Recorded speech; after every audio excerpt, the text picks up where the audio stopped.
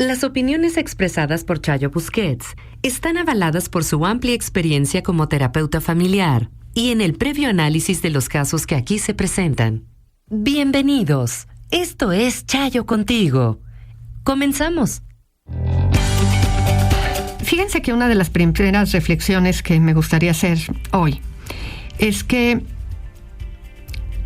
ser maestro, más allá de ser una profesión, es una vocación. Y es importante entenderlo así, porque cuando pensamos en qué carrera vamos a estudiar, sí son ocupaciones. ¿A qué me voy a dedicar a trabajar? Pero siempre que se trata de la formación humana, se necesita tener vocación para hacerlo. Porque la diferencia entre ocupación y vocación, a mí como me gusta explicarlo, es que la ocupación es algo que realizo, es algo que hago. Y cuando la termino de hacer, me voy a mi casa y dejo atrás el trabajo. Pero cuando hablamos de vocación, es algo que se trae en la sangre, es algo que me cubre como la piel. No puedo desentenderme. Tengo que tener los valores que ejerzo en mi vida, van congruentes con aquello que hago. Tiene más que ver con ser que con hacer. Y soy modelo de vida. Y mis alumnos me van a imitar. Así como muchas veces digo aquí en el programa que los padres son el modelo para sus hijos, los maestros son el modelo de sus alumnos. Los niños, los adolescentes, están viendo y imitando la conducta de los maestros. Y los tienen bajo la mira todo el tiempo. Cuando en casa los padres, por alguna circunstancia, no están pudiendo cumplir con el propósito o no están haciendo lo que deben o pasan por alguna crisis, el alumno se acerca al maestro. Así como los padres pueden darle en la torre a un niño o a un adolescente con su hacer, el segundo modelo que está ahí es el maestro. Y los padres lo dicen.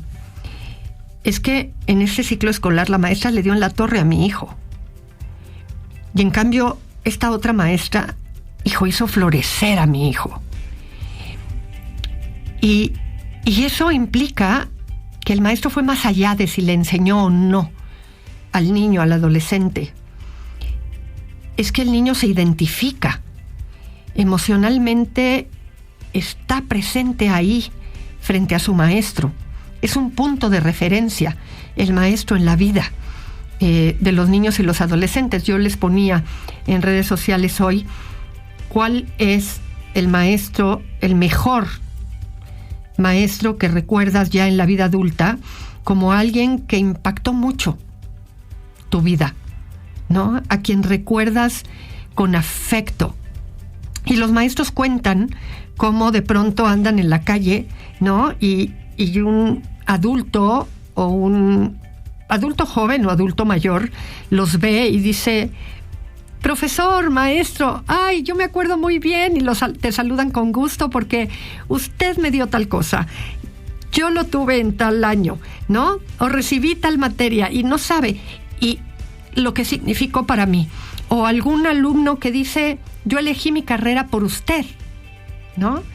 Porque puso el alma en eso.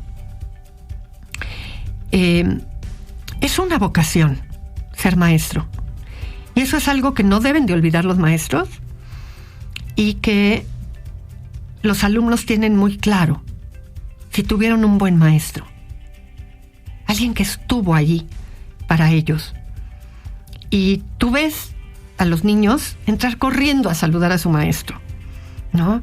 Y ahí se nota, ahí estuvo presente por su actitud, por su acercamiento, por su manera emocional de estar. Así es que se merecen este día. Una de las cosas que se vuelve muy importante de entender, siempre sabemos, siempre, que hay buenos maestros, malos maestros, como lo hay en todo. Sin embargo, también es cierto que hay maestros que pueden llegar, como pasa en todas las ramas de la vida, maestros que pueden cometer delitos, ¿ok? Abusos sexuales a pequeños.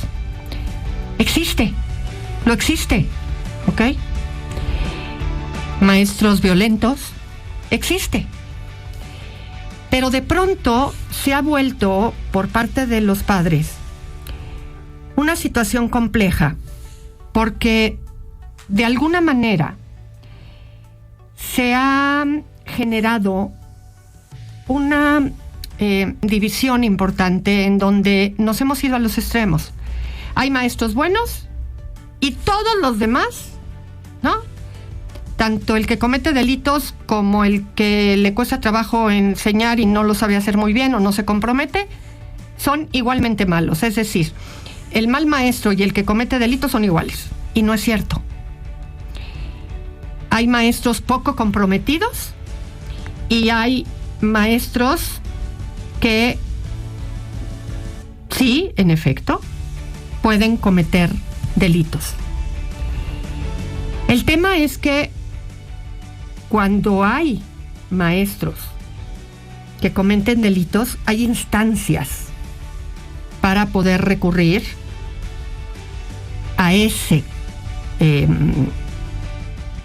asunto y poder proceder. Y en ese concepto hay que saber hacerlo. Hay maestros poco comprometidos, hay maestros que hay que hacer lo propio en las escuelas para que la situación mejore y podamos recurrir y podamos hacer que mejoren. Y en ese sentido, tendríamos que poder saber y catalogar qué sigue y qué tendríamos que hacer en cada caso. Porque si no, terminamos fastidiando absolutamente a todos. Y eso limita incluso la educación a los niños. Y ya no se puede lograr ninguna situación educativa apropiada, que es parte de lo que ha pasado hoy a nivel de las escuelas. Y eso no está beneficiando a nadie. Necesitamos saber hacer, como padres de familia, por el bien de nuestros hijos. El que comete un delito tiene que acabar en donde le corresponde acabar. El mal maestro tiene que ser alguien a quien se le llame la atención y tiene que aprender a hacer su trabajo de mejor manera, y eso requiere oportunidades. El maestro que apenas está empezando a hacer su trabajo tiene que poder saber hacerlo y requiere oportunidad. Y el buen maestro tiene que tener la posibilidad de seguir haciendo su trabajo, pero no verse limitado por aquellas sobrereacciones que ya no le permiten hacer bien lo que sí sabe hacer bien. Y ese proceso requiere del apoyo de todos. Uno de los errores que que se cometen continuamente en casa es hablar mal o hablar de los errores que pudieron haber cometido los maestros enfrente de nuestros hijos. Tenemos muy claro que papá no debe de hablar mal enfrente de mamá, que mamá no lo debe de hacer enfrente de papá, de los niños, ¿no? Pero pocas veces pensamos que no deberíamos de hablar mal de los maestros enfrente de nuestros hijos. Y a final de cuentas son otra autoridad. Y que devaluamos la autoridad, aunque no estemos de acuerdo con las decisiones que ellos pudieron haber tomado, porque no estamos de acuerdo. Y al devaluar la autoridad de un maestro, estamos de alguna manera engrandeciendo a nuestros hijos frente a eso, y por lo tanto van a acabar llegando a la escuela con una sensación ellos de que puedo empoderarme porque tengo el apoyo de mis papás no están de acuerdo con el maestro, con la maestra, y en ese sentido el chico no sale ganando absolutamente nada, porque recuerden que su hijo más adelante en la vida va a llegar a un trabajo en donde va a tener un jefe con el que no podrá estar de acuerdo, y sin embargo lo va a tener que obedecer y va a tener que hacer lo que el jefe pida, independientemente de si está o no de acuerdo con él, y pues va a tener que acatar cierto estilo, cierta norma, y que la justicia precisamente no va a hacer que, aunque tenga la razón, la autoridad de ese jefe no valga. Y parte de la forma en donde tu hijo se va a crecer en carácter va a tener que ver con saber que no siempre las cosas van a ser como él quiere. Y eso fortalece su carácter, fortalece su temple, porque hay muchas formas distintas de tener la razón y de hacer las cosas bien. Y no siempre va a ser como la quiere tu hijo. Hoy tenemos chicos verdaderamente inteligentes, verdaderamente capaces, pero que la formación de su carácter es pequeñita, porque papá y o mamá salen absolutamente en su defensa sin saber que el temperamento y el carácter se tienen que aprender a modular, y que ese otro personaje de su vida, que es muy importante, es el maestro, y que hay que aprender a respetarlo, y que hay que aprender a escuchar en casa. No importa lo que yo opine, tu maestro lo dijo y lo tienes que hacer, y tienes que respetar su manera, porque que yo no esté de acuerdo no quiere decir que lo que el maestro te pide esté mal. Así es que respeta lo que te dijo, hazlo. Al maestro no le pareció la forma en la que te comportaste, y eso es lo que importa allá,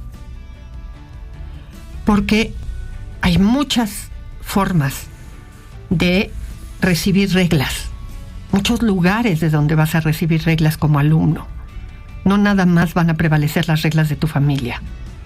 Así es que recuerda siempre que la escuela te está ayudando a educar.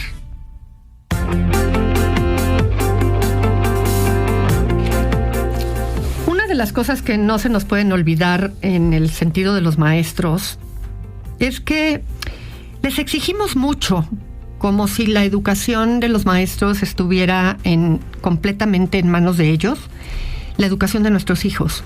Y no se nos puede olvidar que todo lo que tiene que ver con los valores, con todo lo que tiene que ver con los modales de nuestros hijos, viene de casa.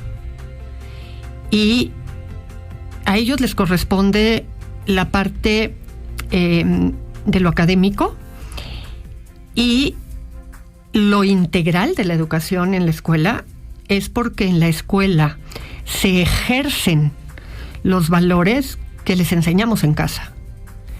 Y por lo tanto la escuela nos reporta cómo es que los niños, los adolescentes, no están aplicando en la escuela lo que nosotros enseñamos. pero los maestros educan lo académico. Y como ahí hay ese grupo social en donde se ejerce, pues la escuela tiene la obligación de reportarnos lo que no están aplicando de lo que tú en casa educas. Y si la escuela, los maestros en particular, no están pudiendo ejercer eso, pues entonces claramente te lo comunican a ti. Pero ojo, porque a veces vamos a echarles bronca a los maestros porque no están educando esa parte. El maestro tiene la obligación de reportártelo y tendría que poder ejercer consecuencias. Pero como los papás ya no permitimos que le llamen la atención a nuestros hijos de ninguna manera, pues los chicos se han ido empoderando poco a poco alrededor de los maestros y presentan unas faltas de respeto verdaderamente significativas. Así es que les hemos quitado la autoridad que deberían de tener, porque le damos más poder a la versión de nuestros hijos que a la versión del adulto, que es el maestro. Así es que piénsalo bien, porque ellos ayudan a educar. Así es que no obstaculices ese proceso. En términos de todo lo que tiene que ver con los maestros y la casa, no podemos perder de vista que hay que trabajar en conjunto, pero que normalmente la casa es la que opone la facilidad para hacerlo. Los maestros llaman a los papás, los maestros le piden a la casa que se acerque, los maestros reportan a la casa lo que tiene que pasar, lo que hicieron los alumnos, la necesidad de ayuda, pero la casa es la que no se deja. La casa es la que no suele estar de acuerdo. La casa es la que dice, mi hijo dijo que no fueron las cosas así. Mi hijo dice que el maestro hizo tal cosa. Mi hijo dice. Y tenemos que pensar que los chicos tienen muchas razones para mentir. Y no porque sean malas personas, sino porque los chicos quieren evitar las consecuencias. Quieren evitar que les quitemos permisos, quieren evitar que les restringamos el videojuego, quieren evitar que no los dejemos ir a la fiesta, quieren evitar que les limitemos todo aquello que les gusta. Yo les preguntaría a ustedes, ¿qué razón tiene el maestro o qué gana la escuela con decirte a ti como papá, como mamá, que tu hijo le faltó al respeto? ¿Qué razón tendría la escuela para decirte que está molestando a sus compañeros? ¿Qué razón tendría la escuela para decirte que no está entregando las tareas? ¿Qué beneficio tiene la escuela? Es que la escuela lo tiene etiquetado. ¿Qué gana la escuela con eso? La escuela tiene que manejar a grupos de 20, 30 alumnos, hasta de 40 alumnos, y tú tienes problemas para que tu hijo te obedezca cuando es uno, son dos, son 3 alumnos, 3 hijos, y tienes problema para manejarlo. Imagínate lo que le pasa a los maestros.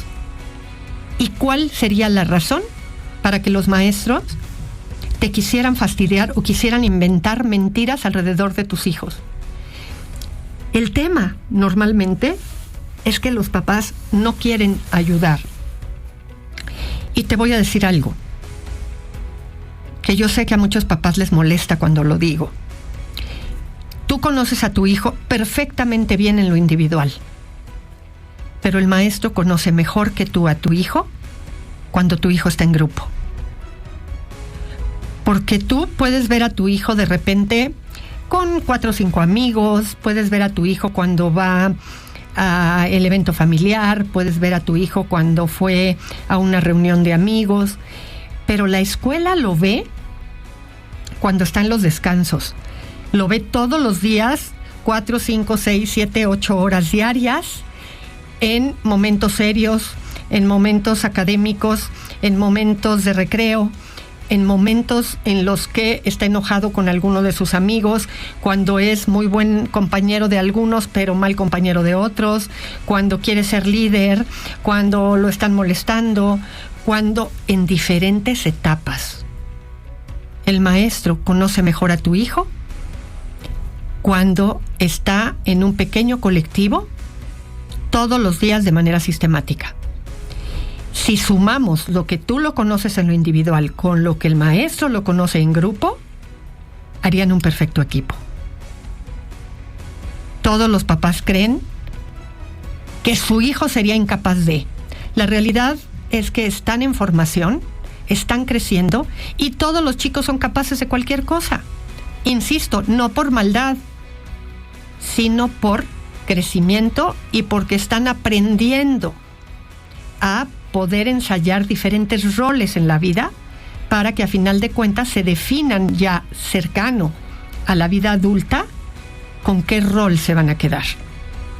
Así es que te conviene tener otros ojos que alimenten la percepción de qué puede hacer tu hijo para que lo puedas terminar de educar. No nos ceguemos ante estas situaciones y podamos darle al maestro la alternativa que tiene: ayudarte a educar. Recuerdo a mi amada maestra de kinder, Josefina, y a mi maestra de primero y segundo de primaria, Berta Arellanos. Otra persona me dice: mi maestro Francisco de matemáticas me hizo comprender las matemáticas y dio seguridad. A Yasmín Pérez en la universidad creyó en mí. A Danilo Amílcar de fotos me desafió a ver el mundo sin filtros. A Alberto Esquivel a conocer el mundo de la locución. A mi maestra de primaria, Guadalupe Cruz Ramírez, me hizo florecer. Mi profesor Julio me tenía paciencia. Mi maestro de matemáticas en la preparatoria, al profesor Jesús. Híjole, enumeran a muchos. A mi profesor Ricardo Brito Rodríguez. Wow, y así podríamos seguir. Muchísimos me pusieron a los maestros. Y bueno, la verdad es que, ¿qué les puedo decir? Todos tenemos maestros que recordamos y que se vuelve muy importante en nuestras vidas. Pues termino el programa diciendo lo que dije un poco al principio. Felicidades a todos aquellos maestros que la vocación de maestros ha sido parte esencial de sus vidas. Muchísimas felicidades. Y felicito también a los alumnos que han tenido muy buenos maestros, porque es un privilegio en la vida. Y mucho a ustedes, papás, que han tenido la fortuna de tener a sus hijos con buenos maestros, porque es una ayuda infinita para poder educar. Soy Chayo Busquets. Hasta entonces.